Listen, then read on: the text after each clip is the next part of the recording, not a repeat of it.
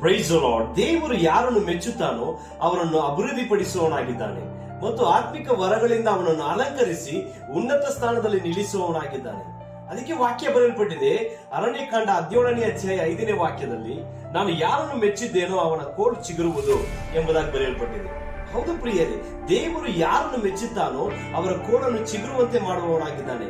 ಅವರು ಫಲಿಸುವಂತೆ, ಅವರು ಚೆನ್ನಾಗಿ ಸಮೃದ್ಧಿಯಾಗಿ ಬೆಳೆಯುವಂತೆ ಮಾಡುವವನಾಗಿದ್ದಾನೆ. ಇನ್ನೊಂದು ವಾಕ್ಯ ನೀವು ನೋಡಬಹುದು, ಕೊರಿಂಥಿಯರಿಗೆ ಬರೆದ ಮೊದಲನೇ ಪತ್ರಿಕೆ 3ನೇ ಅಧ್ಯಾಯ 6ನೇ ವಾಕ್ಯದಲ್ಲಿ, ನಾನು ಸಸಿ ನೆಟ್ಟೆನು, ಅಪೊಲ್ಲೋಸನು ನೀರು ಹೊಯ್ದನು, ಆದರೆ ಬೆಳೆಸುತ್ತಾ ಬಂದವನು ದೇವರು ಎಂಬುದಾಗಿ ಬರೆಯಲ್ಪಟ್ಟಿದೆ.